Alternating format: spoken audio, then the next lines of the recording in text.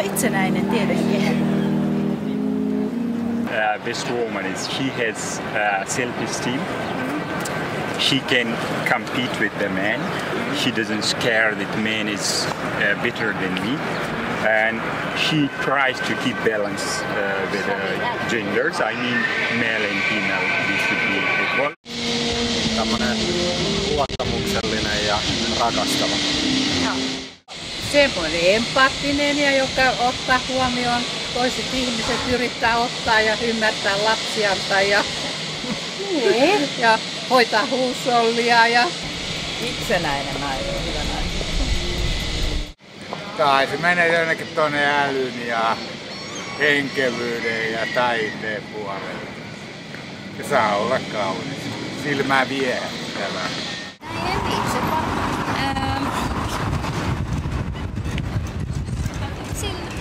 Jonkunnäköinen päämäärä elämässä, mitä se tavoittelee, on jonkunnäköinen suunta.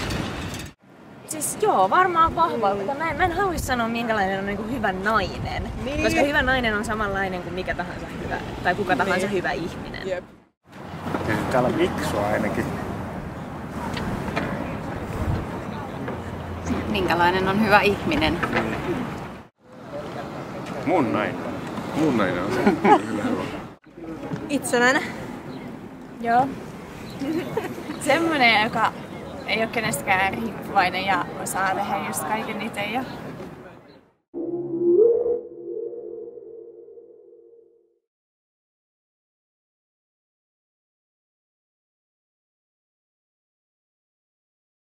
Ehkä ne on enemmän ihmisten päässä. Tietenkin sitä sanotaan, että samasta työstä saa eri palkan, mutta ei mun alalla. Sillä ei ole merkitystä. Mun maailmassa ei hirveän paljon. In many cases we see male has better salary than female, and in some cases females are not taken to the job because the employer thinks that she might become pregnant or mother. Jos mietitään niinku tasa-arvoa, niin lain edessä mun mielestä miehet ei välttämättä ole ihan yhtä tasa-arvoisia, koska on asevelvollisuus olemassa. Ja sitten taas, jos mietitään naisia, niin sitten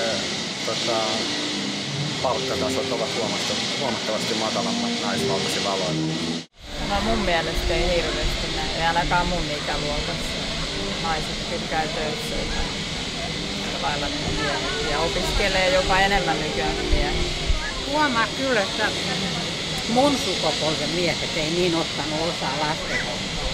Mutta nykyajan nuoret miehet, se on ihan kiitettävää katsella, kun ne hoitaa lapsiansa ja leikkii niiden kanssa. Ja sillä lailla ihan tosi eteenpäin mennä. Puhumattakaan nyt kaikista tuollaisista hienovaraisista, mitä ihmisten päivittäisissä suhteissa tapahtuu, niin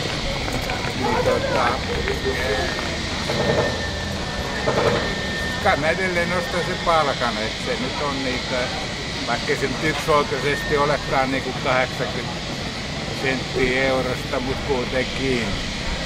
Kyllähän niitä näkyy aika paljonkin. Kyllä tosi paljon on semmosia niin ennakko-odotuksia ja olettamuksia niin eri sukupuolista. Että Onhan ehdottomasti on eroja. Pikkuhiljaa ehkä onneksi myös häviämässä, mutta onhan niitä edelleen.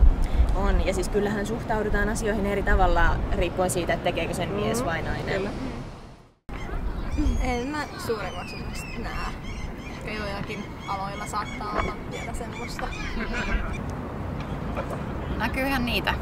Seuraava kysymys sitten, että missä niitä näkyy. Niin. Muutamia. Facebookissa oli just juttu siitä, että haettiin nimenomaan edustustehtäviin tyttöä tai naista niin kuin jakamaan jotain esitteitä ja sellaista, niin sit siitä oli juttu, että minkä takia sen pitää olla nimenomaan nainen, että eikö se mies siihen kävisi ihan yhtä hyvin.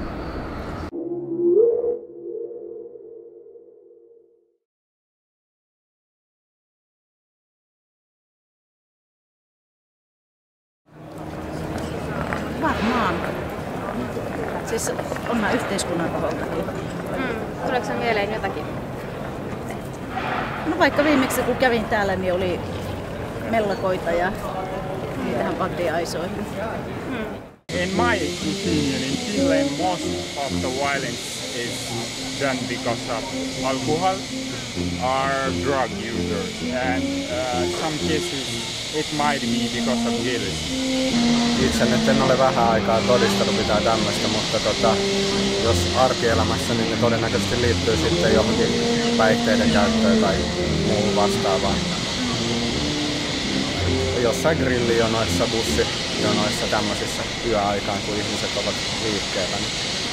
No ei mun mielestä tarpeeksi kovaa rangaistusta anneta näistä raiskauksista. No mä olin just sanomassa. Joo, että hyssytellään vaan, eikä todella jämäkästi. Siis kerta kaikkiaan liian vähän pieniä rangaistuksia mun mielestä. Jos verrataan esimerkiksi talousrikollinen saa paljon isomman tuomion. Joo, ja vaan rahasta kyse, eikä ihmisestä. Ja kun pilataan koko sen naisen elämä tulevan. Että se on kyllä mun mielestä kaikkein pahin juttu, mitä mä nyt keksitän.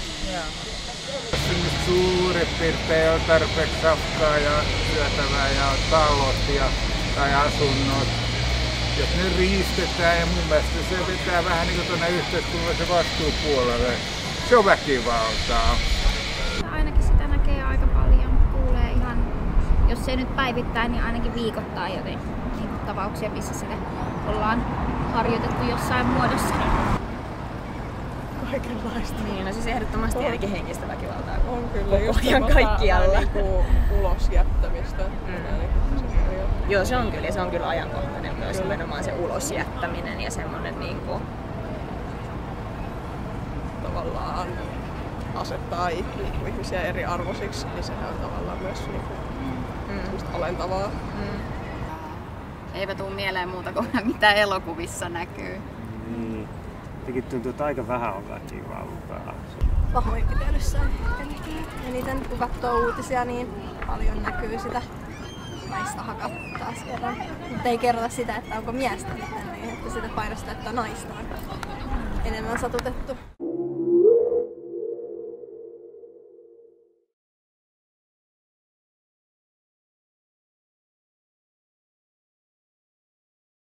No ehkä omiin lapsiin kohdistuvatkin.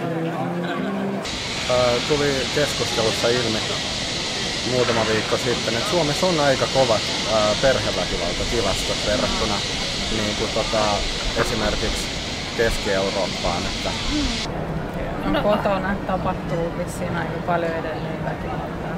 Niin joo. Se on ehkä. No onhan niitä paljonkin. Ylipäänsä väkivalta on mun mielestä vähän semmoinen aihe, että sitä vältellään. Et se just, että tommoset rikosuutiset, mitkä niinku kaikkein räikeimmät tapaukset tulee esiin, mutta ei niistäkään varmaan hirveän mielellään ihmiset tuntuu, että vaan tosiaan ne suurimmat tulee sitten julkisuuteen. Silleen, niinku, ettei uskalleta nähdä miestä tavallaan haavoittuvassa asemassa, jos se tulee niin, naisesta. Niin. Ja kyllä se ihan perus, että miehet vähän nyrkkitappelee, mutta sitten jos se on niinku nainen, niin tulee mieleen raiskaukset, mutta kyllä niistä nyt puhutaan. Niin ei silleen tabuna ei. Jotenkin tuntuu, että ei ole sitten niin henkilökohtaisia kokemuksia. Ei kerrota koskaan sitä, että miestä on satutettu, vaan että se on just toi nainen aina. Ettei naisia syytetä asiasta aina, vaan miehiä syytetään.